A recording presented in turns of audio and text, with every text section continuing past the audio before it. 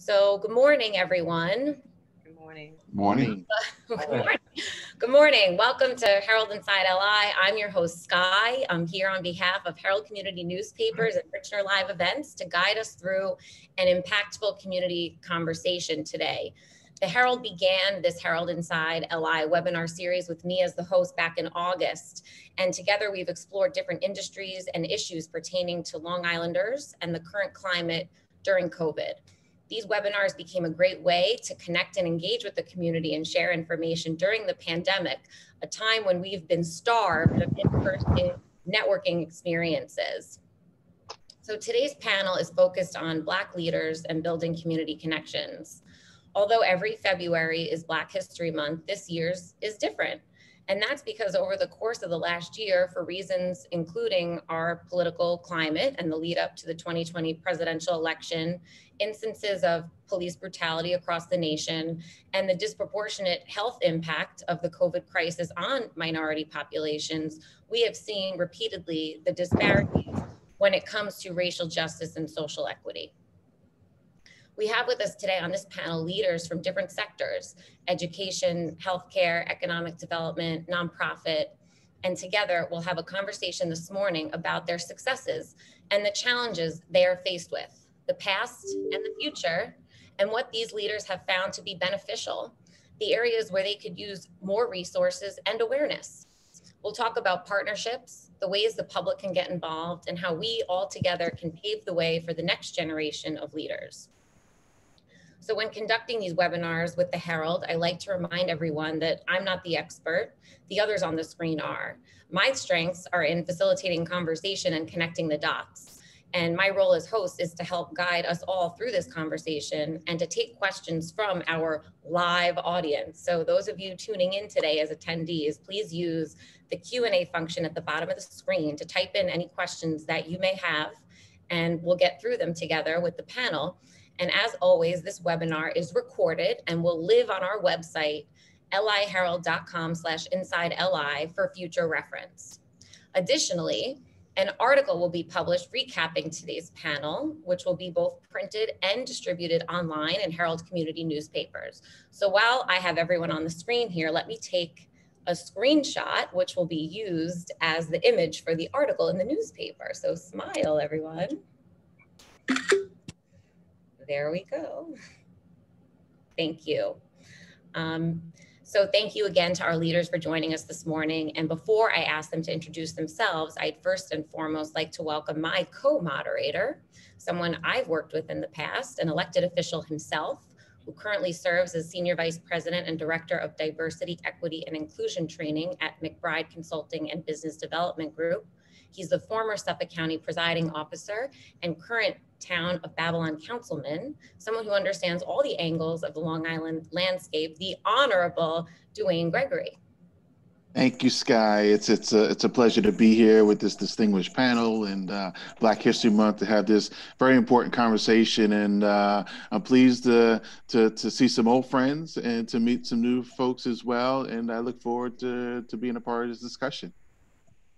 Thank you, DuWayne, and thank you to McBride Consulting and Business Development and to the Rockville Center Coalition for Youth for sponsoring today's discussion. So now let's meet the panel. And instead of me introducing them, I'd like for each one of you to introduce yourself. Give us like a 30-second overview of who you are and what you do. And then I'm going to ask DuWayne to kick off the conversation. And let's go in alphabetical order. Why not? And we'll begin with you, Phil Andrews, please. Hi. Good morning.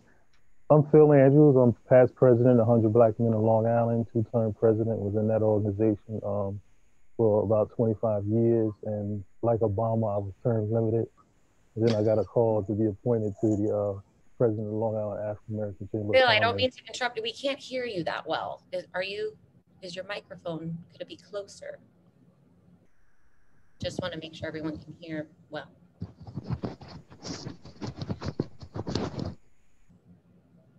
Okay, I'm Phil. Is that better? Yes, it's better.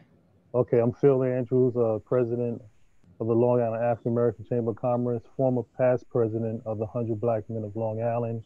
I was in that organization 25 years, and much like Obama, I was term limited. and I got a call to become president of the Long Island African American Chamber of Commerce. I have a long history of economic development on Long Island, former franchise owner from scratch, built 10 stores on Long Island, the Haircut Hut barbershop franchise. And since I've been at the chamber, we've been integrated into the community very much. What we believe is that we didn't want to disturb Long Island. We wanted to work with the existing resources in Long Island. And if anybody know Long Island, that's a smart move. So we have been involved in NWBE utilization, certification. We served on both committees for the census in Suffolk and Nassau County to get the people to apply for the census. And we've been very, very engaged in economic empowerment. And recently, with the PPP loans, we partnered with a bank for the first time to get to the minority community. Thank you. Thank you. Welcome, Phil and Regina. Hi, good morning. Good morning to my Long Island community and all panelists. Thank you, first of all, for this opportunity to participate in this well-needed conversation this morning. My name is Regina Armstrong, and I have been employed with the Hempstead School District for the past 31 years. I've served as a classroom teacher, curriculum specialist, assistant principal, assistant superintendent for curriculum instruction, and now for the past 3 years, I've been serving as the interim superintendent of schools. And it gives me great pleasure just to be able to even announce how our high school has recently been called the most improved high school graduation rate in all of New York State. And we're proud that we have been able to hit a 78% graduation rate, very different from what's happened in the past. And we are on the move in the Hempstead School District. We are doing a lot of things to ensure that our students are ready and prepared for a career in life. We recently received even an award from the College Board for having the most students female students participate in computer science. So we've been awarded that just as recently. I think last week that nomination award came in for our school district. So we're doing a lot of positive things in the Hempstead School District that we are doing our best to share with all of our community members.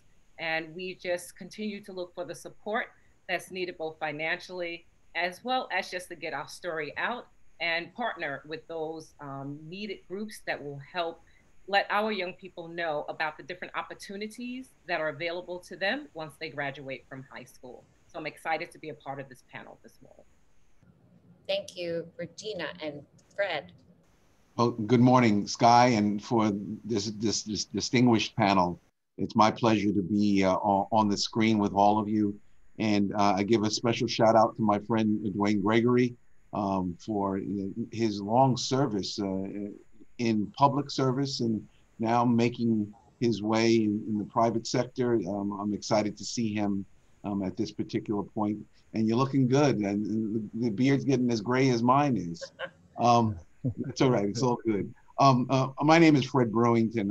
I'm an attorney on Long Island. I work in the area along with my very dedicated staff in areas dealing with civil rights, such areas as employment discrimination, First Amendment, education law.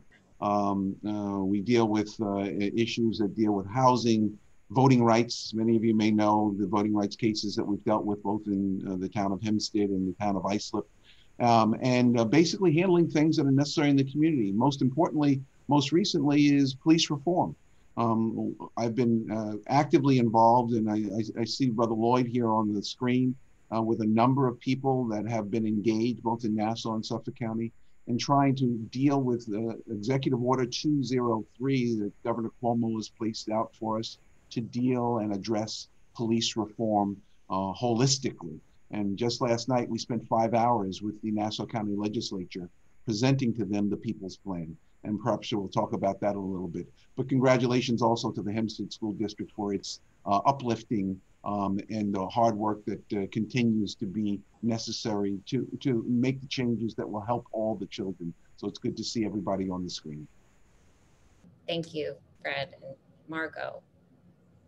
Good morning, everyone, and good morning to my fellow panelists, and of course, all of you that are joining us. My name is Margo Cargill. I am CEO of Titanium Linx Consulting, and we are a public relations communications, market research, and government relations firm. We really specialize in large-scale, high-impact projects.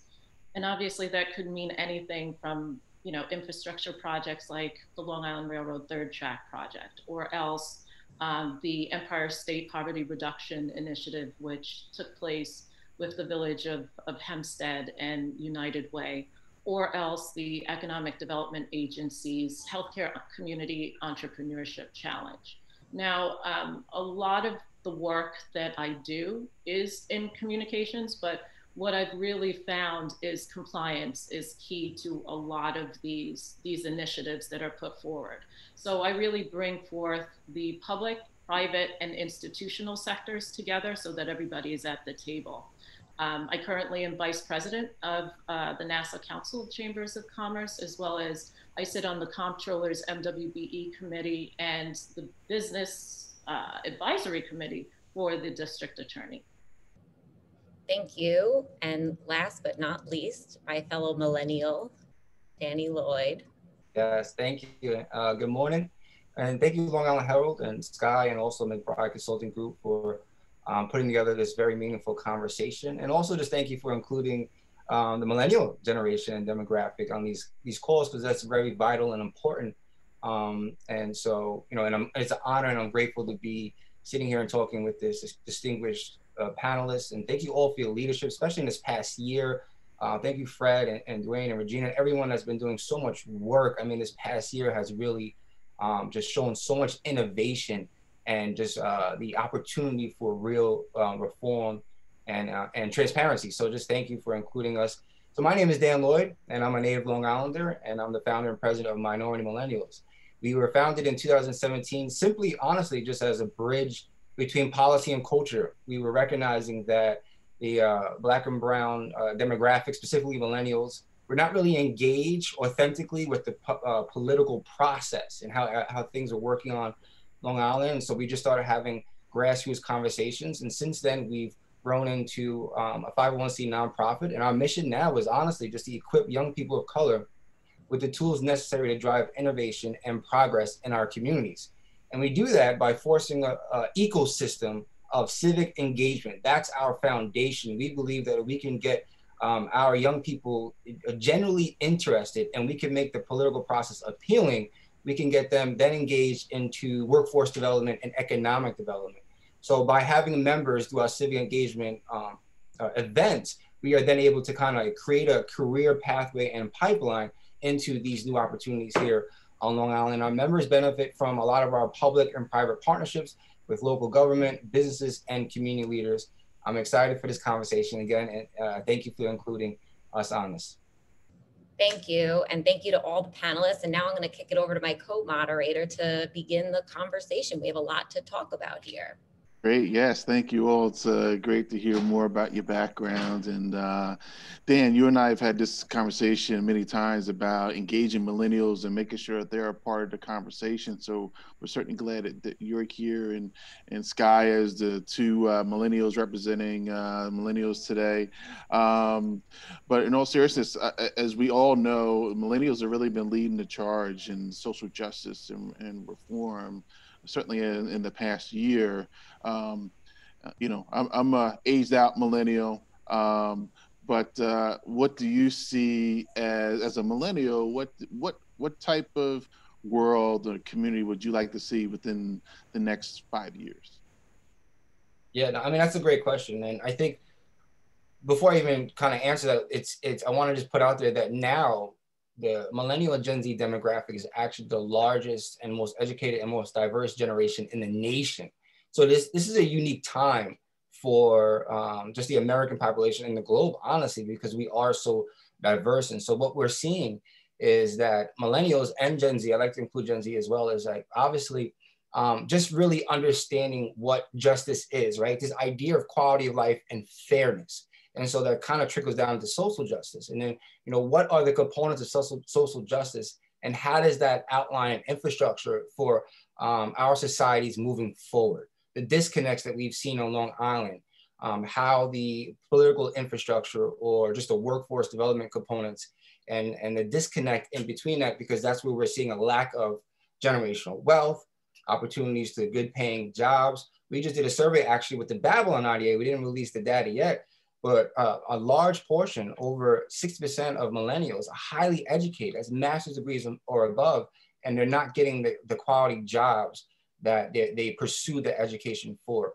So just really focusing on fostering a community that is really inclusive, right? The idea of what society is supposed to be like, but enforcing and making sure that actually happens. We have the opportunity to do that.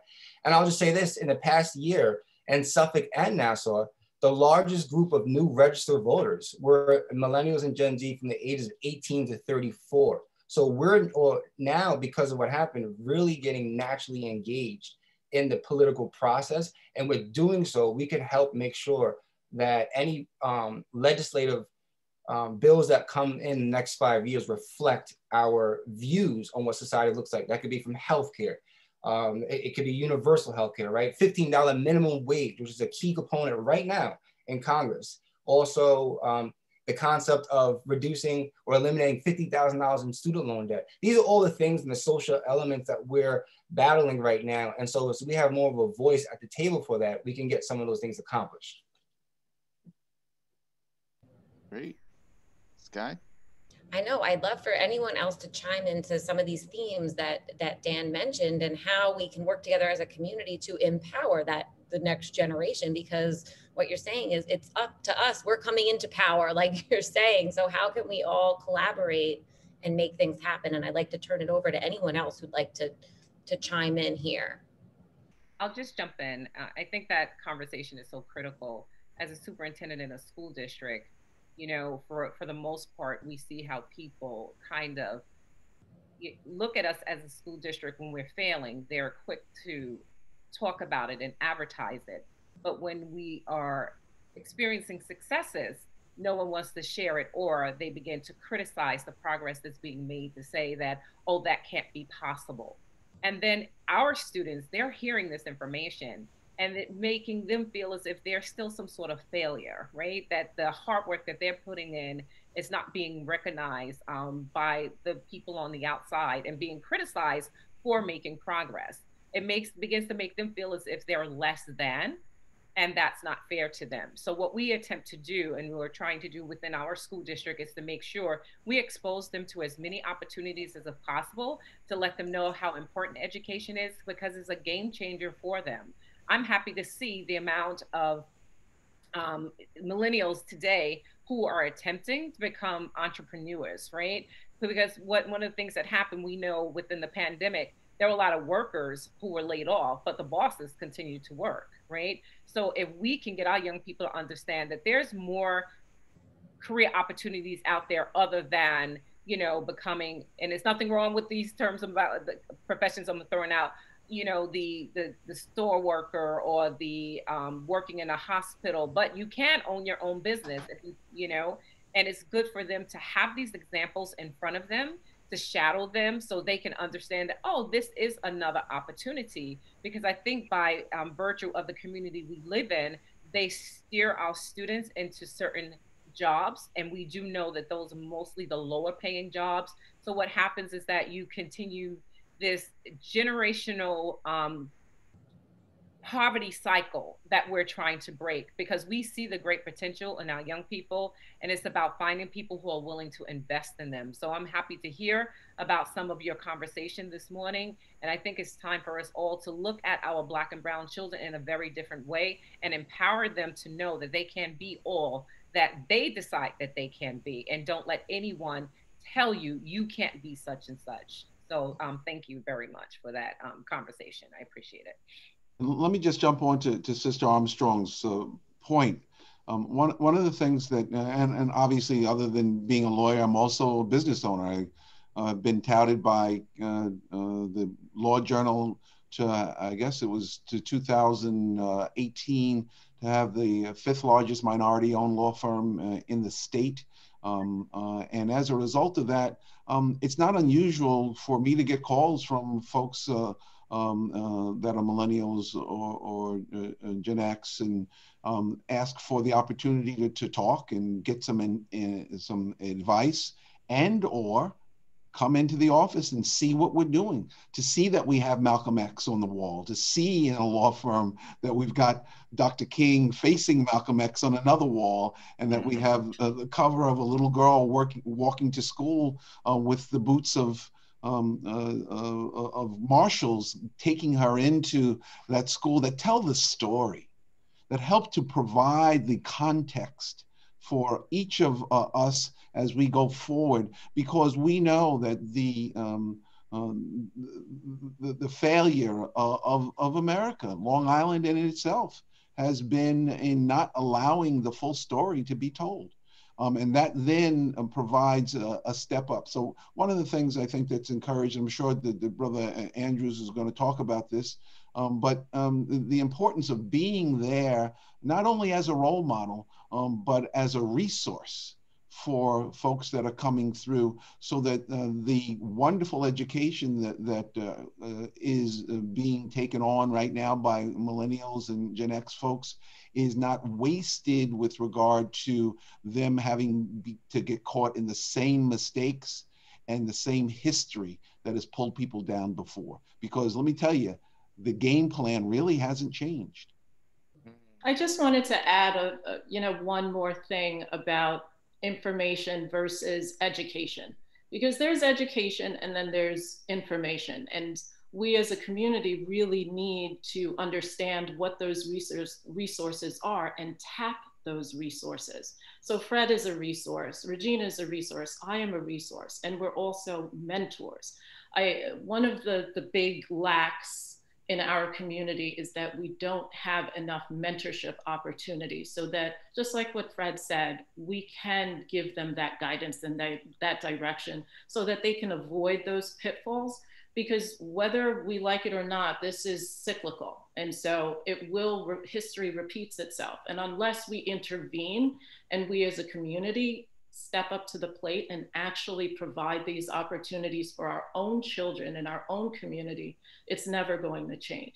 So one of the things, of course, when we talk about entrepreneurship, and I'm really happy to hear about the numbers in the millennial space, is because when opportunities are not given to you, you can get your own opportunity. You just have to know where to go and where those resources are, like the African American Chamber of Commerce, like the regular Chamber of Commerce. I happen to be the NASA Council of Chambers Vice President. This allows me to get that perspective that other communities are getting, that we are not getting, to be able to bring it back to our community for best practices. So it's about information and sharing that information and being a mentor and being a part of an ecosystem and creating an ecosystem that's larger than just the majority minority communities. We are much more than just the majority minority communities. We are a part of the larger ecosystem.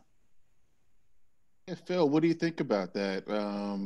As Dan had mentioned, millennials have a higher percentage of entrepreneurship, and Regina is educating the future millennials. And if you look at the studies, people of color are the majority in the 0 to 5 cohort. So thinking prospectively into the future, that could very well mean more people of color looking to get into the entrepreneur space. What resources are available to them to make sure that they get their equity, that they're not shut out with funding. Capital is one big major thing that I hear about, that they don't have access to capital. What do you think about that from your perspective? So one of the things I did when I saw Daniel was on the panel, we already talked about working together, because I saw that as a mentoring opportunity. In my long history with the 100 Black Men, I've seen the possibility of what mentoring did. We took kids to national competitions, dollars and cents, to look at anybody's personal situation and be able to solve their financial problem. And sometimes the student, when they didn't win, they came back to be an A student because they saw possibilities. And one of the things that we did very early on at the Chamber, many people don't know, is that we had young people saying we could not afford the Chamber of Commerce. So what we did is we developed a young membership program where they upload their ID, show us their age, and we bring them in for a nominal cost, because we didn't want young people sitting outside on an opportunity like this.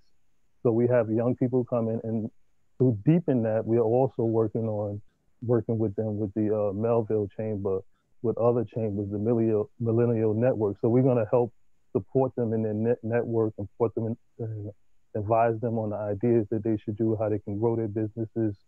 And we, in fact, are a big advocate of social justice. I have wrote pretty much quite a few op-ed pieces that appeared on covers of newspapers, because my mentors taught me if you don't take care of your self-interest, no one won't. And if we have to be at the table, we have to be involved, because when we involved, if we put something at the table, we can bring something away. So I have a large history of mentors being involved, and we can't sit back on these things, because what they see is what they'll be. That was the model of the 100 Black men of America. We still believe that even at our age, we can be a mentor. Some young people over the years have looked at my work, and I didn't even know, and they told me, Phil, the reason why I'm in business, I've been following you for all these years, looking at your work. So I think we have to be an example of at any age. And then mentoring is the gift that never stops giving. I mean, I had mentees, but guess what? We have a lifelong relationship. Just the other day, a mentee needed a letter from me. So, hey, mentoring works. So let's keep on working with the millennials.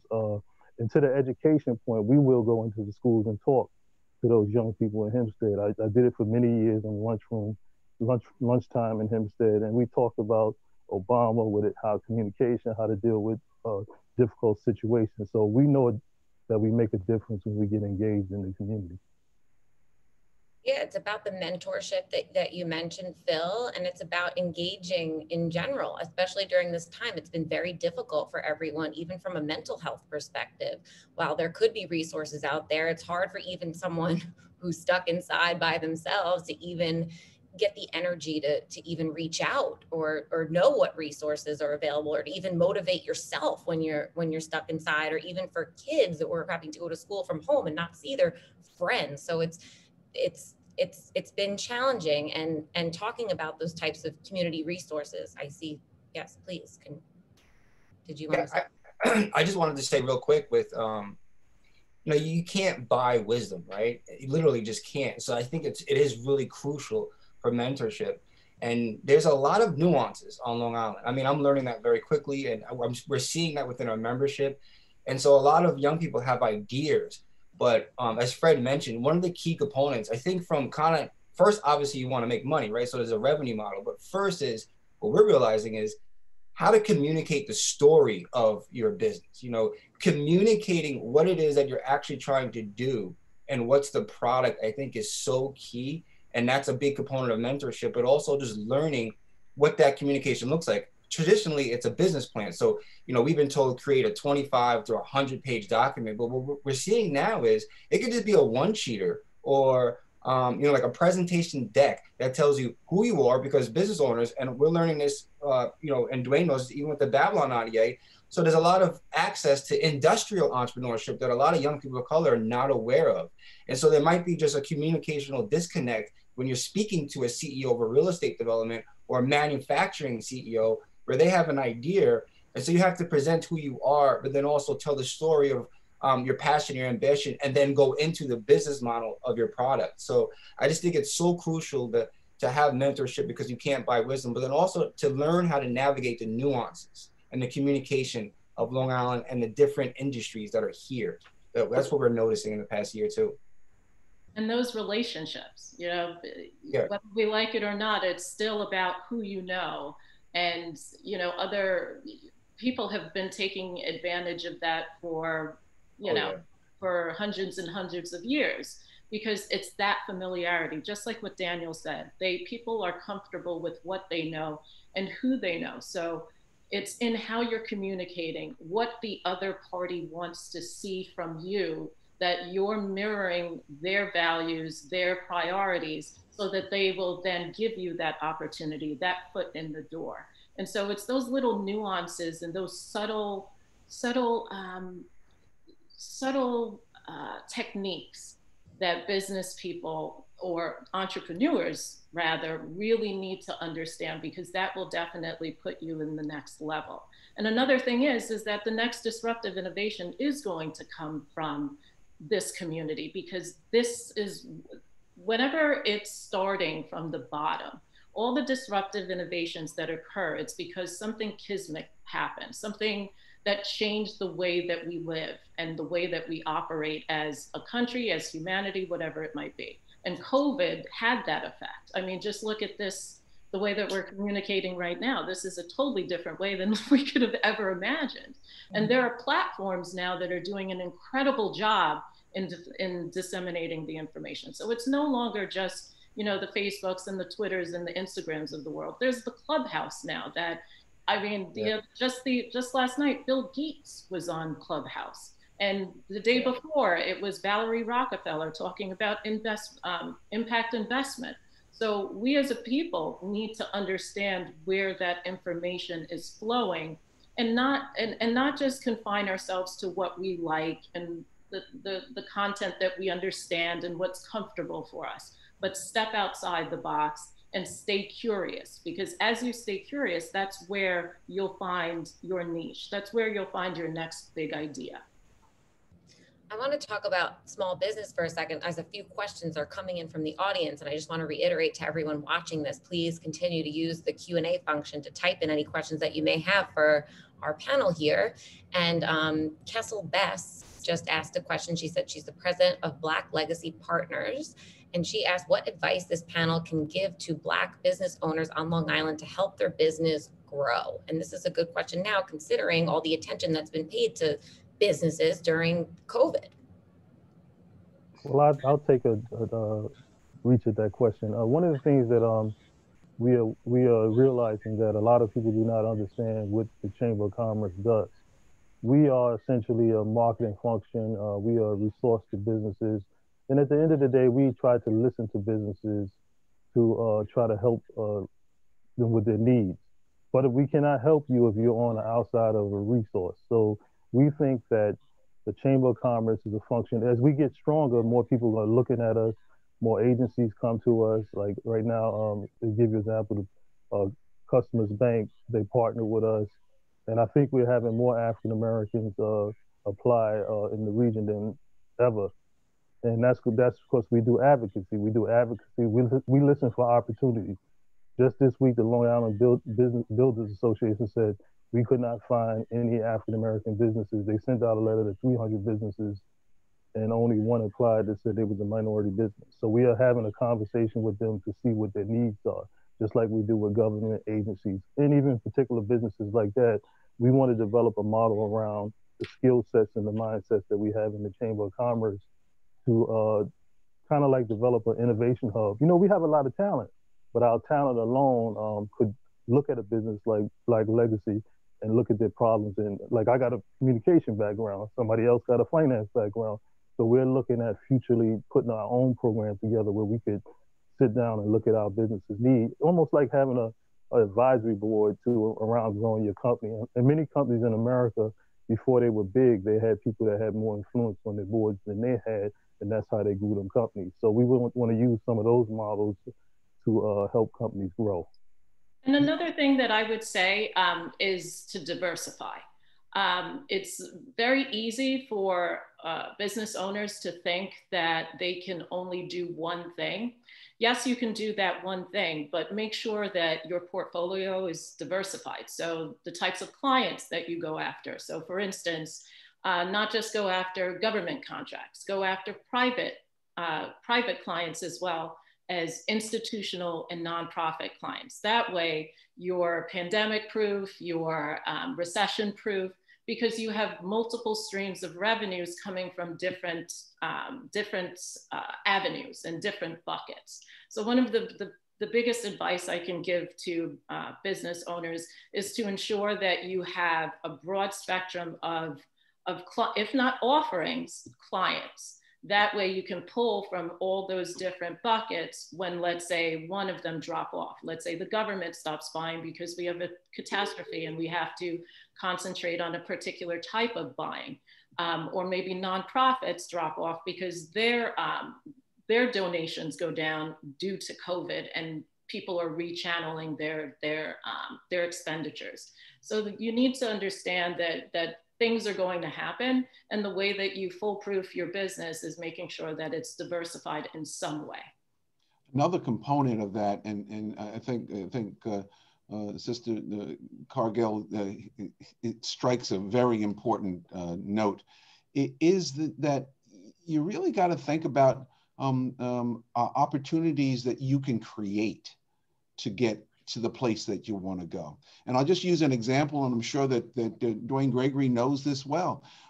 If you're going door to door in a political campaign, the first thing you want to do is get somebody who lives in that neighborhood to knock on the door for you and say, I want to introduce you to Dwayne Gregory, who's running for president of the world. That person then has a relationship with their neighbor that introduces that individual, and rather than you knocking on the door, has already opened the door so that you now have that opportunity. And then the pitch or whatever then is to follow comes. Far too often we think that we must, and sometimes it's ego, we must be responsible for everything that happens. And I'll just tell you, most folks that have been doing work for a long period of time are not hesitant to take the call and say, yeah, I'll make the introduction, or let me tell you, this is who you should really contact first, as opposed to trying to go through the regular the avenues. And then it comes down to those relationships. And you mentioned it before, I think everybody's talked about this, is those relationships are the bridge that assist. That is not an inappropriate way of going, because you still stand on all fours. You still stand on everything that you have to bring, but you're now just given an opportunity to be heard, to be seen, to have your experience laid fully before that individual or that group that you want to be before. So it's important. Just think about a campaign, how a political campaign is run. You get the people that know what they're doing and who they need to contact, and they knock on the door and say, this is my friend, and can you just talk to them a little bit? Yeah. So just to piggyback on what Attorney Brewington is saying, it is about how you're marketing yourself, as well as the consistency in the product that you're producing. And for minority companies, there are a lot of opportunities out there. As the superintendent of schools, we're constantly looking for people that we can partner with. And most times there's this 30% obligation that school districts have to fulfill with minority and women-owned businesses. The problem is that not enough minority and women-owned businesses have the proper certification that we can reach out to them and say, hey, we have this opportunity, can you partner with us? Because they don't have the paperwork. And I always say that it's better to have it and not need it than to need it and not have it. So that's one of the things that I would explore if I was, if I had my own business, going the route of trying to become a woman, a minority or women-owned business, because you will find that many opportunities will be open to you if you just have that paperwork. And the government buys everything. It buys products, services, you name it. And, based on how you want to start off, whether or not you're more comfortable, let's say getting county certified first, then get your New York City certification, then get your state certification. There's a federal certification.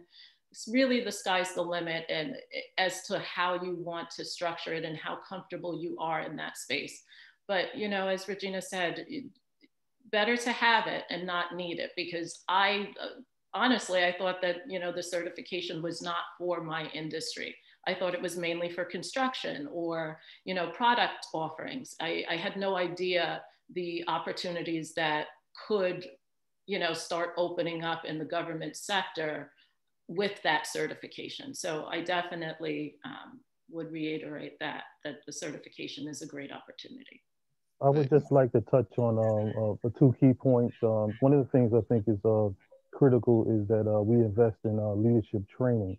One of the things that people, they see the success of what somebody has, and they don't realize that, hey, I've been reading American Management Association how to build world-class companies since 21 years old. I read the Stanford Innovation Review. So we have to invest in leadership. The business cannot be more than what we are and what we put into ourselves. So continual investment entrepreneurial thinking is a mindset that can solve problems. I think even an employee would appreciate somebody that thinks like an entrepreneur because they could solve problems. So I think there's a certain amount of training, there's a certain amount of insight and wisdom, but combined with that, we can also use resources like the Small Business Administration, access to capital, contract counseling. A lot of times we do not use the resources in our community because it takes time. It takes time. Right now, we're taking time as leaders to invest in the community, to be somewhere, to do something, to be on this panel. So it takes, the more the investment, the more you're going to yield in the long run. But continue to invest in yourself. And if I may, it's a great conversation. I think there's certainly a segment of the community, business leaders, MWBEs that may not understand the resources that are available to them. I was just talking to a woman yesterday who's an MWBE, owns an electrical company, and it's a challenging time for them. So there has to be greater access to companies like that, so much work that is needed. And I'm also I'm a believer that we all have a role, whatever, if you're the custodian in the school or you're an attorney in the courtroom, we all have a role. As long as we play our role, we're kind of helping move the ball forward. And as businesses try to navigate this space in this time and the nuances, I think we very much need people like Fred, who are in the streets, in the courtrooms, more importantly, that are trying to literally bust down the doors of obstruction and institutional barriers. And so Fred, during this, you had mentioned earlier that your involvement in some of the local things that are going on, and you had wanted to talk about that. How do you think there's been enough change in police reform, and what types of things do you think, if not, what type of things do you think need to be done? Well, if I said heck no, that'd be about a strong language. So I'll just say heck no. The reality is that we all, as a world, watched a man get murdered for 8 minutes and 46 seconds on our handheld devices, right? We saw that because we were all engaged in sitting at home, trying not to engage in activity that would be unresponsible because of COVID, but and seeing what happened. We watched George Floyd, and it's important that we say the names. Yeah. We saw George Floyd get murdered in front of our very eyes. We saw that, and that's changed the landscape in a lot of ways in terms of both conversation and people being woke. I mean, that, and it's important for us to also understand that we are at a time in our country's history where the confluence of so many different issues that have come together demand that we not let this time pass us by. So with regard to issues of police reform, the answer is no. We're nowhere near that, and Governor Cuomo recognized that when he issued his Executive Order 203. So that's why there have been so many groups and organizations, and I mentioned, Brother Floyd, who sits on the task force of Suffolk County's police reform.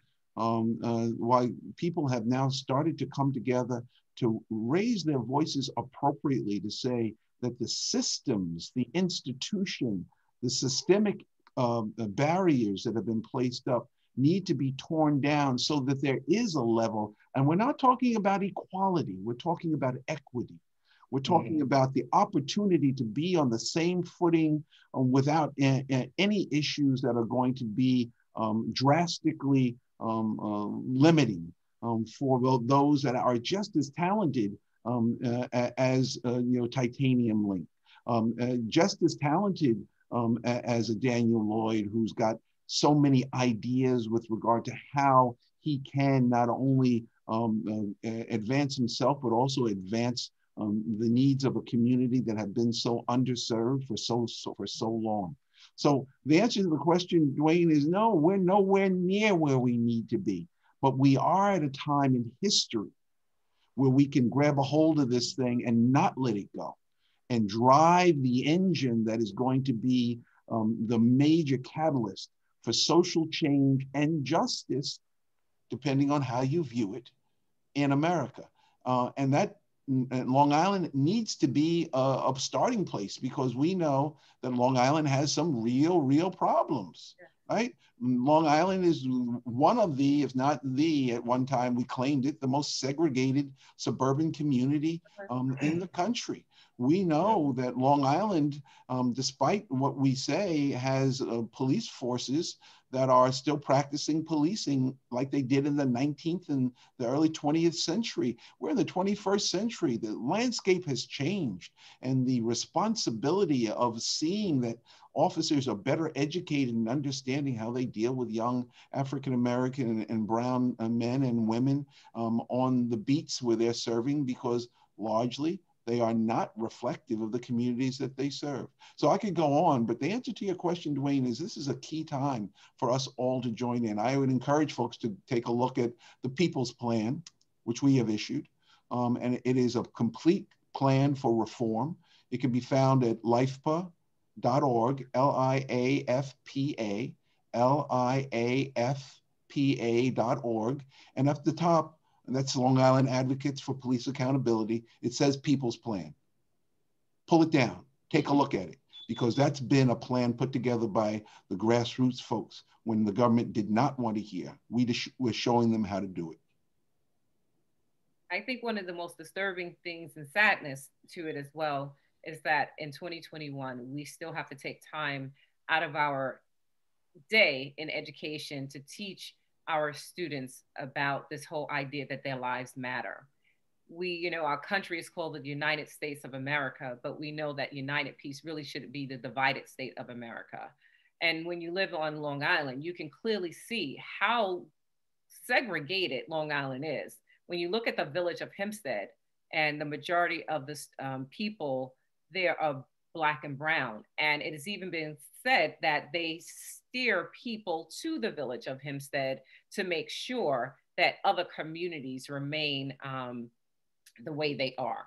And so one of the things that for me in our school system, how important it is for all of us as a community to be able to instill in these young people that, you know what, not only do your life matter, but you can once again become anything that you desire to be. I look at myself, you're not going to find me in a history book, but I grew up in a poor family. We didn't have much at all growing up. And so I look at myself as being one of those young people in the village of Hempstead. And my family did live in the village at one point in time when I was younger, and I had my early years in the Hempstead Public School District. And the reason why when I graduated from college, I came back to Hempstead because I wanted to get back to my community. I wanted to be able to serve as a role model for other minority students to let them know, listen, you can overcome any and everything.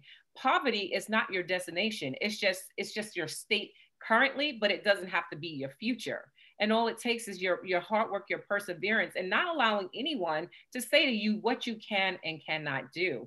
And so police reform is great, but it's sad that we even have to talk about police people looking at Black and brown children in the same way that they look at white children. I've been in communities, lived in communities where I've seen a bunch of Caucasian students standing together and no one would say anything to them.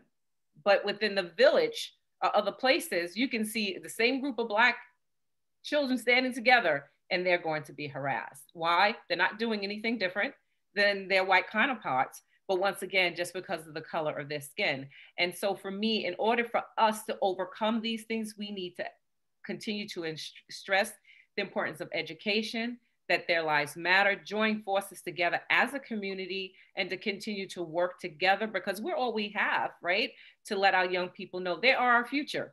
And if we want to make sure Social Security is around when we, I'm not a millennial, as you can see, but and I'm close to collecting Social Security, and I want it to be there. And we need to make sure that our young people are being raised in a manner to know that they can be an entrepreneur. They can be the next Kamala Harris. They can be the next Barack Obama. They can be the next Fred Brewington and everyone else on this call. But it will take all of us working together to ensure that they know that they do have a future and a successful one. Hey, you're so right, Regina. You know, I grew up in Central Islip. At that time, it was like evenly divided, third Black, third white, third Hispanic. And at 5 years old, I'm a twin. My brother and I, we on our way home, our parents and my mother had dropped us off the first day of kindergarten. So we took the bus on the way home, and our bus driver refused to drop us off where we live. They dropped us off in the quote unquote Black community, which is like a mile away from my home and across a major road. Growing up in the 80s, you know, my brother and I, we played soccer. We played Long Island Junior Soccer League and Travel League. It was the first time I saw, you know, my community was diverse, but you go out to other areas, you're like, wow, I didn't know. It was like another country. And, you know, I was called the N-word so many times. I thought it was my middle name. I'm not even joking. It was an experience. So we have to remember that our children that are growing up in this environment, and they have, you know, there's, you know, it can impact their self-confidence and so I think, you know, we have, you know, we're all working hard to make sure that they inherit a place that they feel confident and that they can do anything that their ability and skills and desires want them to do. And so I'm glad that we have people like you that are at the helm, because that's uncommon also. There are many majority minority districts that don't have people of color as superintendents or in a leadership role. So, and that's one of the things that we hear about, well, how do you get people on boards of directors or in leadership roles in the community of color? Because the answer that we often hear is, well, we couldn't find someone. You know, so I think that's something that, you know, certainly at McBride, we've been working to do, but something I think community-wide, we need to build that resource. Great. Let's build on that, what Dwayne just mentioned, because actually a couple questions came into the Q&A here about diversifying boards of organizations, and now companies are looking to do that. Everyone's like a little more cognizant of doing that. So what are some ways maybe that the panel can talk to these companies about diversifying their board? What are some ways that they can do that? Well, one of the things it's funny you asked that question. Just this week, I will be going on the Long Island Association, most powerful board on Long Island. And we had a conversation around diversity. There is talent out there. If you look hard enough, there is talent. But one of the main questions that ideas that we came up was that the person in the power, the CEO, it has to come down from the CEO. If the CEO says, I want a diverse company, I don't think nobody will be able to stop them. Right, and I'm sorry, go ahead, please. Oh, thank you. I was just going to kind of expound on that, because there are organizations also like the New York, New Jersey Minority Supplier Diversity Council. And, you know, one of their main things is that they do have their clients that are the large Fortune 500 corporations. And they work specifically with organizations like that. And in this case, that's the New York, New Jersey, but it is a national organization that specifically works to diversify the supply chain for the large corporations. So you'll have organizations, let's say also like I don't know if people even know this. There's something called the $1 Billion Roundtable. There are corporations that commit billions, not millions, billions of dollars to diverse spend. So we need to understand that that is a goal for a lot of these large organizations, and understand who the good players are, who the bad players are, but also who the partners are and where the opportunities are to enter that diverse space and fill that gap. Because more and more, as we're seeing, obviously, you know, through the reactions of certain corporations that have decided to silence people that they feel are no longer mirroring the way that our country is going in the diversity space, they are pulling their money from those people backing those individuals, just as much as they are putting their money where their mouth is in regards to supporting those minority entrepreneurs and having diverse boards. So it's really about knowing who those good players are, who the bad players are, and where the opportunities are to really negotiate that and create opportunity for yourself. I'm sorry, Sky, go ahead, please. Oh, I was going to just say quickly that some of the organizations that Margo mentioned and that Fred mentioned, there was a link that you mentioned. I wrote them down as we're talking because a few people are asking for you to repeat them, but I wrote them down. And I just want to tell anyone who's curious, we will post the links in those organizations on our YouTube channel in the description of the recording of this video. Great. So, and also on the Lifebook website is a rap song that I did. So it's called A Walk to People's Plan. You should check it out, right, Daniel? You heard it, right? I did, yes. Yeah, so you need to check that out. It tells a story. We call it a protest docu-rap. And it's as long as it took to kill George Floyd. And we did that to tell the story, because if you don't tell the stories, you can't expect somebody else to tell the story. And it's how did we get to write the People's Plan? But I just want to say that for those companies that are looking for diversity on their board, you have to get to a place where you're uncomfortable in that search. You can't look in the same places. If you look under a rock one day and you're going fishing and you don't find any worms underneath that rock, what makes you think you're going to go back to that rock the next day? You need to look in different places, and you need to be in a situation where you yourself are going to be uncomfortable making that call, so that you call up someone that you don't know that, yeah, I heard his name. His name is Dwayne Gregory. He was involved in government and he was, but he doesn't know me. So what? Pick up the phone and say, you don't know me. I need help, because if you really want to change, the change starts within your own self. And that's why we start dealing with the issues of implicit bias and start the training on implicit bias is not a 4-hour training, right? It requires some real hard, in-depth self-reflection that then starts to evaluate who you are in your own skin and how that may impact those that are around you. And I won't go deeper into that, but that's what really requires individuals that say, I want to diversify, but I can't find anybody. That's not an excuse. You just haven't looked into the right places. You haven't picked up the right telephone and made the right calls to say, help me. Someone like Margo, someone like Regina Armstrong, who knows where their graduates are and people that come back to give back to a district. Someone like Phil Andrews or Daniel Lloyd, who knows that there's people out there with master's degrees who can tell you what's important in terms of social work or what's important in terms of business, are ready to serve. You just need to make the contact and get into a place where you're not comfortable. And that means sometimes introducing yourself, like some folks on this call have to do when they make cold calls. Right. And listen, there's a lot that we could talk about with this, and it's a great conversation that we're having, but believe it or not, we have to wrap up. We're 1 minute shy of our 1 hour together, which really flew by. So I just want to go around and ask anyone to contribute any other concluding thoughts as we conclude. Yes, Regina. I would just like to say, and it's about investing in communities, right? So they're saying that they don't have enough minorities to put in positions, sit on boards.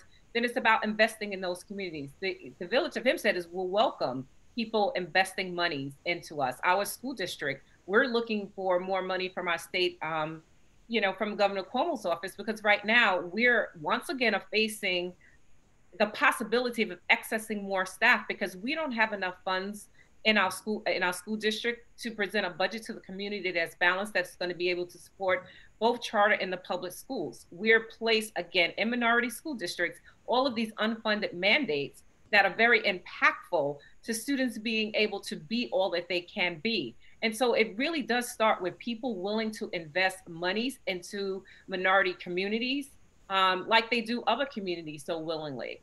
And I know I'm here and I'm open. And so if anyone's listening and they have monies for the Hempstead School District, we are ready to receive them. And we're also calling on our legislators and other powerful, influential people to let this governor office know that, listen, put more money into the Hempstead School District. Look at the progress they're making.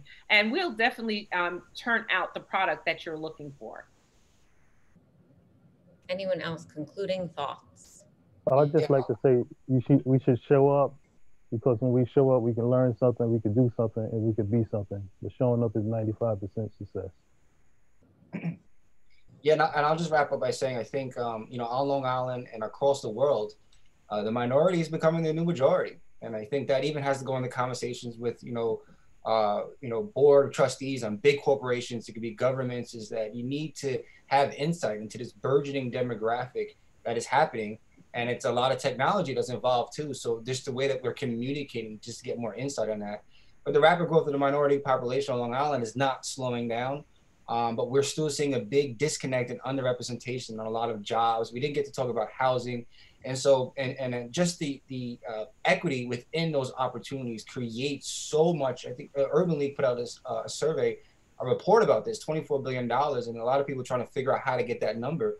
That all goes into job salaries. Then those people then buy houses, and then they then put that money and that equity into a community where you can attract more companies, more businesses. So I'll just finish by saying that as Long Island is diversifying, we have the unique opportunity. Let's go back to 1900 when that's my computer. But we have the opportunity to suburbia. I'm hearing myself. I don't know if everyone else can hear that.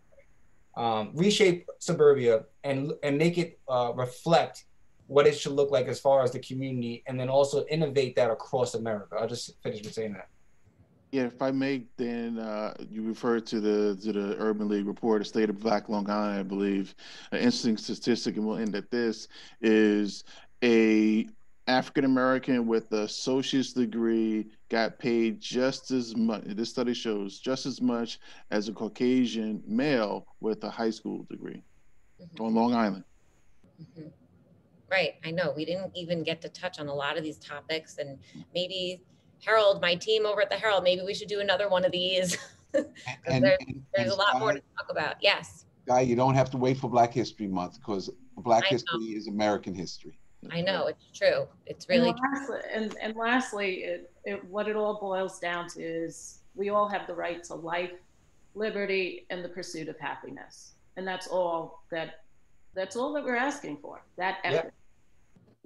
So thank you, panel. Thank you, each and every one of you. Thank you, Dwayne. Thank you so much for being here. And you're right, we don't have to wait till Black History Month to have a panel and talk about Black issues with Black leaders. So, and I mean that. So let's do it again. Thank you. And thank you so much.